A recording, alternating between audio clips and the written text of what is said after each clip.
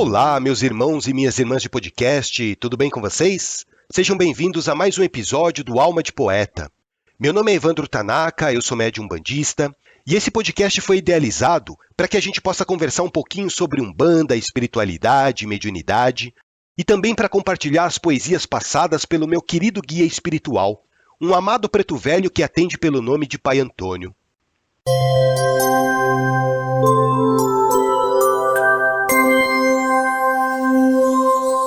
E por falar em poesias, eu quero iniciar o episódio de hoje recitando uma poesia para vocês que conta a experiência reencarnatória sofrida de um espírito que hoje trabalha na linha dos baianos. Eu lembro que, no dia em que o Pai Antônio passou essa poesia para mim, eu sentia a presença de uma outra entidade tocando a minha testa. E durante todo o tempo em que ele tocou a minha testa, eu conseguia visualizar nitidamente as cenas que aconteceram na encarnação daquele espírito. Essa também foi uma poesia em que eu derramei muitas lágrimas, conforme as cenas iam se desenrolando na minha mente. De vez em quando, eu tinha que parar de escrever para enxugar o meu rosto. E olha, por mais que eu me esforce em dar passividade para receber os versos, as palavras são apenas um pálido reflexo das cenas que eu visualizei. Vamos ouvir a poesia?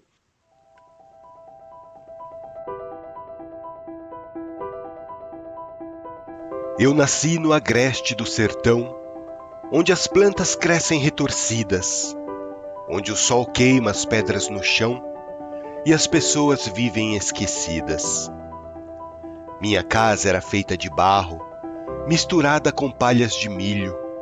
No cômodo havia um jarro e água salobra para o meu filho.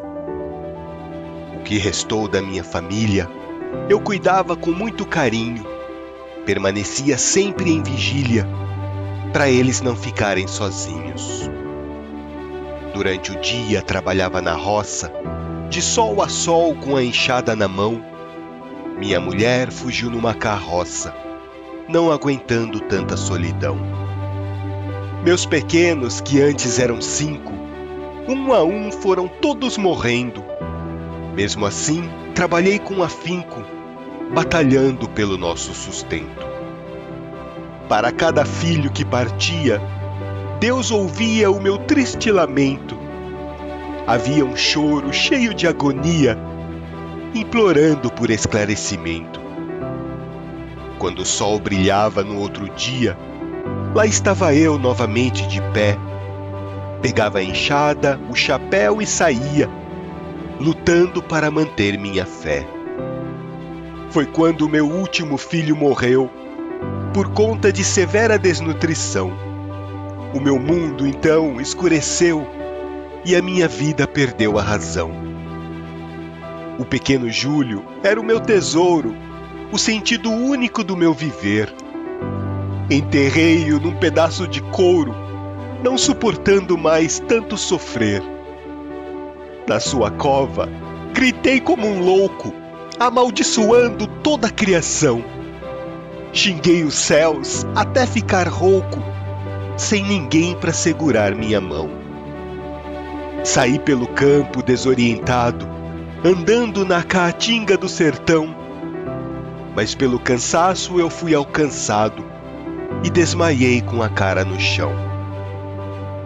Com a violência da minha queda, fui lançado para fora do meu corpo. Então tive uma grata surpresa, e a felicidade inundou o meu rosto. Na minha frente, encontrei os 5, correndo felizes para me abraçar. O mais velho sorriu e me disse: "Paizinho, não precisa chorar, porque nós estamos bem, felizes e agradecidos, pois quando viemos para o além, pela vovó fomos bem recebidos." Ela aproveita para lhe falar dessa nova fase que se inicia, pois a mediunidade irá aflorar e tu irá conhecer os teus guias.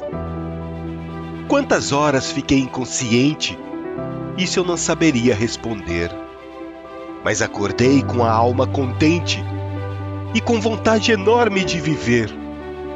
Abri os olhos no final do dia, com o sol a queimar a minha pele, inundado por suave calmaria daquele fardo agora tão leve. Levantei-me com passos trôpegos, mas com o espírito consolado, enquanto permanecia absorto, ouvindo a voz do meu filho amado. Confesso, a partir daquele dia, a minha existência se modificou, com as minhas novas companhias a levarem consolo e amor. Naquela casinha simples de barro, comecei a dar atendimento, com a água salobra do jarro, para aliviar muitos sofrimentos. Foi assim que pratiquei a caridade, servindo as pessoas por vários anos, até que a morte, com suavidade, levou-me de volta para o povo baiano. Que história triste, né? Eu fico imaginando quantas e quantas situações semelhantes não existem por esse mundo afora, de pessoas praticamente invisíveis, inexistentes para a sociedade, que vivem nos rincões mais isolados desse nosso país. Quantas e quantas pessoas vivem perdidas naquele sertão de Deus, abandonadas à própria sorte, vivendo silenciosamente as suas experiências dolorosas. A poesia conta a história de um espírito que viveu no agreste do sertão brasileiro, numa situação de extrema pobreza. Para vocês terem uma ideia, ele vivia numa casa de pau a pique. Para quem não conhece ou nunca viu, casa de pau a pique são aquelas casas feitas de barro. Tem bastante no sertão nordestino. E no lugar onde ele vivia, não tinha nem água potável. É uma situação, assim, inimaginável para quem vive num centro urbano grande como São Paulo, né?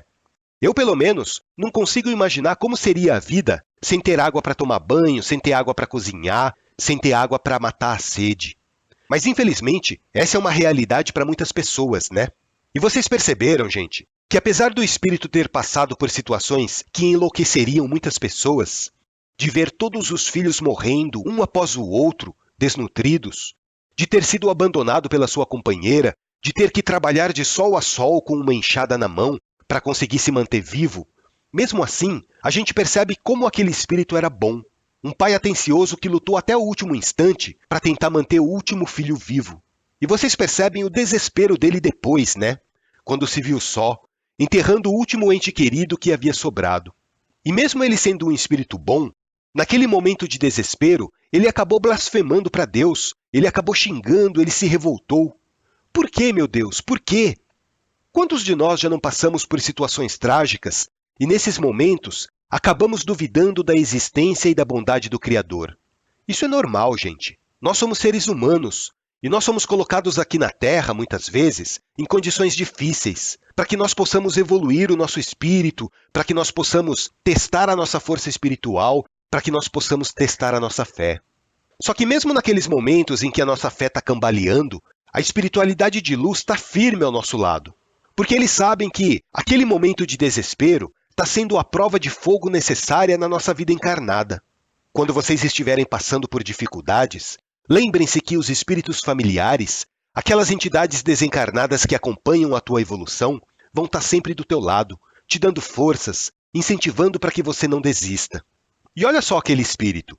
No momento de maior aflição da vida dele, quando ele pensou que tinha perdido tudo, ele foi arrebatado do seu corpo físico e teve a oportunidade de reencontrar todos os filhos que ele amou aqui na Terra. E depois desse momento sublime do reencontro, ele dedicou o resto da sua vida para fazer a caridade, para ajudar outras pessoas em situações tão difíceis quanto a dele. E é lógico, né, gente? Quando aquele espírito desencarnou, ele desencarnou numa situação privilegiada, pelo tanto de resgate kármico que ele conseguiu fazer naquela vida. E hoje, esse é um espírito de luz que trabalha amorosamente na linha dos baianos.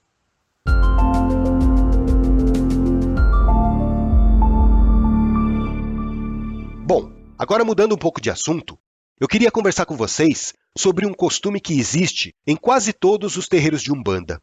Pelo menos todos os terreiros que eu frequentei até hoje têm esse hábito, o hábito de pisar no abaçá descalço.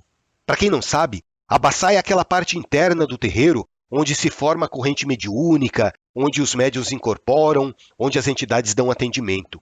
Por que existe esse costume de entrar descalço no abaçá? Bom, para mim, isso é mais do que um costume, né? Isso é uma necessidade. Mas vamos lá, eu vou tentar explicar para vocês as razões do porquê existe essa necessidade. Algumas casas chegam até mesmo a exigir que as pessoas tirem os sapatos antes de entrar no abaçá. Vamos conversar primeiro sobre a origem histórica dessa prática. O que o sapato representava para o negro escravo, para o negro recém-liberto do cativeiro. Nos séculos passados, no tempo da escravidão, andar descalço no Brasil simbolizava a condição de escravo, porque os escravos eram proibidos de ter sapatos, né? Eles tinham que andar descalços. Vocês sabiam disso? Daí o que acontecia? A primeira coisa que o negro fazia quando recebia sua liberdade era arrumar um par de sapatos. Para eles, o sapato era sinônimo de liberdade. Quando eles calçavam os sapatos, eles estavam calçando também o status de homem livre. Era como se, de uma certa maneira, simbolicamente, eles se auto-incluíssem na sociedade. Vocês entendem? Só que quando começaram a surgir os terreiros de candomblé e mais tarde os terreiros de umbanda, os negros começaram a deixar os sapatos de lado quando eles entravam no terreiro, porque para eles, lá no fundo, o sapato simbolizava a sociedade branca opressora, aquela sociedade que trouxe tanto sofrimento para a vida deles. Quando os escravos libertos e os descendentes de escravos entravam no terreiro, era como se eles estivessem voltando para a Mãe África. Eles queriam esquecer que estavam nas Américas. Eles queriam esquecer da existência do homem branco. E como o sapato naquela época era sinônimo de status da sociedade branca, eles faziam questão de tirar os sapatos e deixar do lado de fora do terreiro. Porque eles queriam viver naquele momento o retorno às suas origens, da maneira mais intensa possível. Então, os negros que viviam no Brasil cultuavam os seus orixás descalços, da mesma maneira que eles cultuariam se estivessem na África. Bom, esse é o lado histórico da coisa, né? Agora vamos entender essa prática por um outro lado, pelo lado energético. E esse é o ponto mais importante pelo qual nós permanecemos descalços no Abaçá até os dias de hoje. Quando você está usando sapato ou chinelo, qualquer coisa que impeça que o seu pé toque diretamente no solo, a energia que corre pelo seu corpo não flui, ela não é descarregada. A partir do momento que você pisa descalço no chão, o seu pé funciona como se fosse um fio terra, sabe? Toda a energia negativa que você carrega vai ser atraída pela força telúrica. E isso vai facilitar muito a limpeza fluídica que a equipe espiritual vai fazer no seu corpo. Quando você encosta a planta do pé no chão, naquele solo sagrado, que está sendo trabalhado energeticamente pela espiritualidade, acaba ocorrendo uma transferência energética muito importante para que você se sinta bem. Eu, sinceramente, não consigo pisar num terreiro de umbanda calçando sapatos. Eu começo a me sentir mal se eu não ficar descalço. Pode estar o frio que for, eu vou estar sempre com o meu pé descalço pisando no chão. Sem contar, gente, que nós encarnados andamos por lugares que nem sempre têm uma energia boa, né? E o sapato acaba acumulando uma sujeira espiritual muito pesada. Quando a gente sai de sapato na rua, é como se nós estivéssemos pisando em esterco. E aquele esterco energético vai se acumulando na sola do sapato e vai poluindo os lugares onde você pisa. Inclusive, eu acho um hábito muito salutar de você tirar os sapatos quando você for entrar dentro da sua casa. Porque assim, você não vai sujar o chão e você não vai poluir energeticamente o ambiente onde você mora. Bom, e tem um outro ponto também.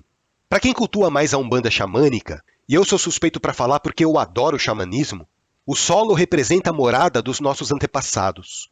Afinal de contas, quando o corpo físico morre, ele volta para a terra, né? E o xamanismo tem um respeito muito grande pela terra. Então, quando você pisa descalço no chão, isso pela visão xamânica, tá? Você está entrando em contato com os seus ancestrais.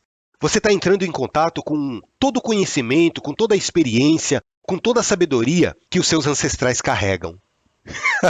Ora, gente, na Umbanda, os nossos guias, os nossos protetores espirituais, nada mais são do que os nossos ancestrais, não é mesmo? Aqueles que viveram antes de nós, que já caminharam o caminho que nós estamos percorrendo hoje e por isso conseguem nos orientar melhor. Então, pela visão da Umbanda xamânica, quando você tira os sapatos, você está entrando em contato mais direto com a sua ancestralidade espiritual. E sem contar, né, que é muito bonito também você tirar os sapatos em sinal de respeito, em sinal de humildade. Quando nós tiramos o sapato dentro de um terreiro, nós estamos nos colocando em pé de igualdade com as outras pessoas. Naquele momento, não interessa se você veio calçando um tênis de R$100 ou se você veio ostentando um sapato de R$3.000. A única coisa que você vai trazer para dentro do terreiro são os seus pés descalços, igual a todas as outras pessoas. Então, pessoal, quando vocês forem visitar um terreiro de umbanda, tirem os sapatos. Mesmo que ninguém peça para você fazer isso, tira. Mostra humildade, mostra respeito. Você vai ver como a sua percepção do ambiente espiritual se intensifica quando você fica descalço. Não só no terreiro de Umbanda, né, como em qualquer lugar. Você já pisou descalço na grama ou na terra úmida? É uma delícia, é uma sensação maravilhosa. É uma energia revigorante que a gente sente. A mesma energia que eu sinto quando piso descalço na Umbanda.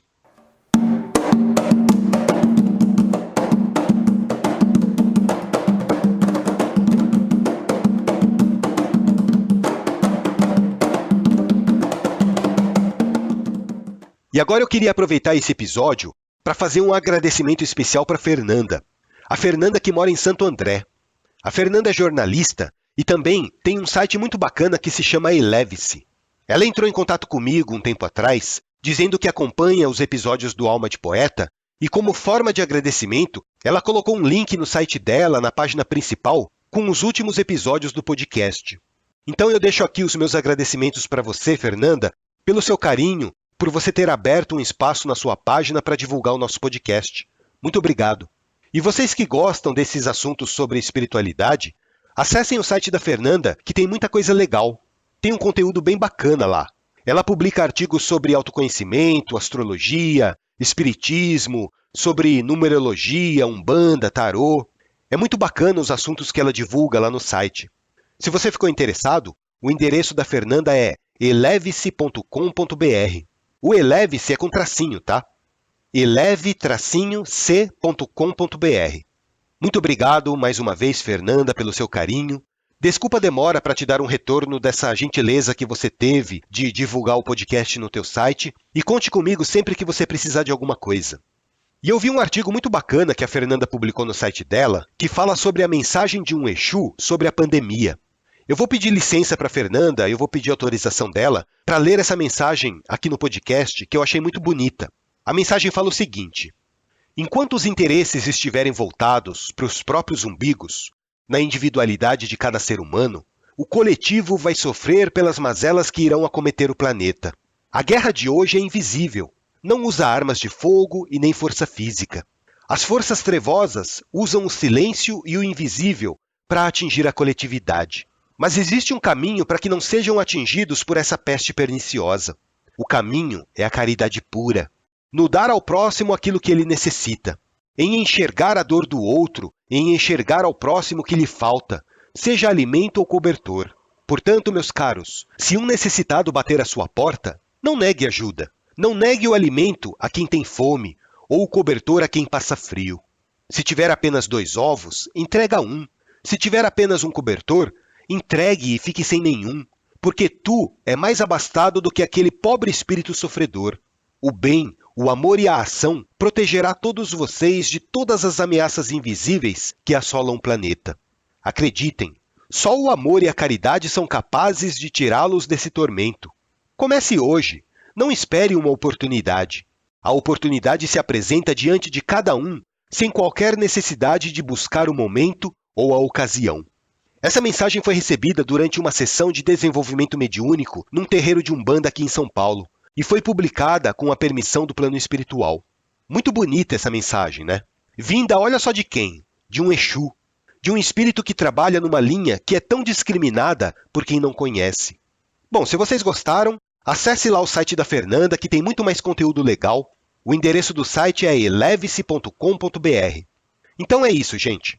Espero que vocês tenham gostado do episódio de hoje. Obrigado a todos pelo carinho. Tem um pessoal que já acompanha o podcast há algum tempo, que está entrando em contato comigo pelo Instagram, pelo TikTok. Muitos estão ajudando a divulgar o Alma de Poeta, estão compartilhando as poesias, as mensagens. Eu acho isso muito bacana e eu fico imensamente grato por essa atenção que vocês têm com o podcast. E vocês que estão mandando mensagem para mim, me perdoem a demora para responder, tá? Às vezes eu consigo responder um pouco mais rápido, mas às vezes eu demoro um pouco mais. Depende da minha correria na semana, né? Tem semana que eu tô mais tranquilo, mas tem semana que só por Deus, viu? Mas é assim mesmo, né, gente? Graças a Deus a vida tá corrida.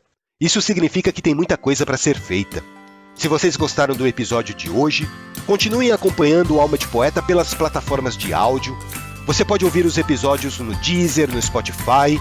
Google Podcast, Apple Podcast, Amazon Music, YouTube. E se você quiser, você pode ouvir os episódios entrando diretamente no nosso site, almadepoeta.com.br. Entrem lá, mandem uma mensagem para mim, comentem, divulguem. Eu fico sempre muito feliz em receber um feedback de vocês. Um grande abraço a todos, meus irmãos e minhas irmãs de caminhada, minha família virtual. Que o nosso Pai Oxalá continue abençoando a caminhada de todos vocês e até o nosso próximo encontro.